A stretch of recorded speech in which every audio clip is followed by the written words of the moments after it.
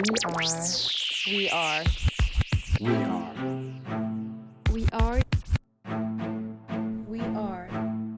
We are. Lofi Poli Sci. Welcome everyone to the Lofi Poli Sci podcast. I'm your host, Michael Pickering. That's right. Lo-Fi's and low fidelity, low quality, in your face, messy as can be global news show. Here we're going to talk about that famous question, what's going on in the world today? And it's Messy Monday, that fast-paced weekend recap coming at you. The news fresh off that press, coming at us from the Africa Live section of the BBC. Anti-Debbie rebels approach Chad capital. Lots going down in the African country of Chad this week, people. The Front for Change and Concord in Chad, a rebel group against the government that's actually located in southern Libya, is on the move toward the capital of Chad now. President Deby, seeking re-election for the 6th time, and looking likely that he's going to win, seems to be their target. The UK and the US are telling their people to get out of the country now. Eyes open, Lo-Fi Nation. Watch Chad this week. Next up, source, the Middle East section of Reuters. Syria to hold presidential election on May 26. Parliament. Talking about elections, here's one for you. Syria, ruled by President Assad since the year 2000, embroiled in civil war since 2011, is having a presidential election on May 26 to see if President Assad will continue his rule for the past 21 years and beyond. At least that's the word from Parliament in the country.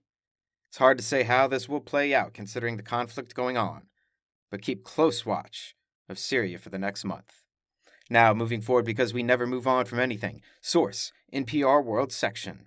25 million worth of giant clam shells seized in the Philippines. Get that. 25 million bucks worth of giant clams that get up to size of 4 feet across, endangered species, and of course, people trying to sell them on the black market. Check the pictures of these clams. Simply amazing. The 3 people caught face up to 8 years in prison and fines over $60,000.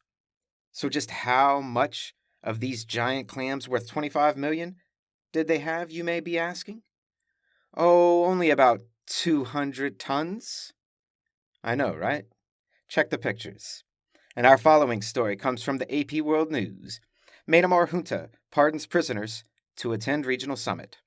The scoop here, just over 23,000 prisoners were released from prison. That's massive. Though of the over 3,000 political activists and pro-democracy protesters that are in prison since the coup took place on February 1st, it's unclear if and how many of them are part of the 23,000. We need more details, because this seems like some messiness meant to cover up the real deal. We'll keep you updated. Oh, and P.S., the military junta leader announced they will be at the summit/meeting of the international organization known as ASEAN, which is taking place next week. That ought to be interesting for sure. And a last piece of news to send you on your way for the day, for the week, the science section of the AP. With all this talk of revolution, poachers, presidential elections during civil wars, and mass military junta prison releases. Yeah, let's take it down a notch, don't you think? The headline, American, 2 Russians, return to Earth from space station. Things like this always amaze me. 3 people chilling up at the International Space Station for 6 months just got back to Earth. I mean, really, what a feeling that has to be. You're in space, looking down at Earth, at life, for 6 months. I mean, aside from having to get used to gravity again, how about having to get used to looking up again? Know what I mean? Think of all those sayings like chin up, or you're looking on the up and up, or what's up? I mean, we always associate positive things in life with the direction of up. Though in this writing, in these words, I'm brought to a simple conclusion. That since we live on a globe, one person's up is another person's down, and another person's left and another person's right. Perspective is what this story is making me think of.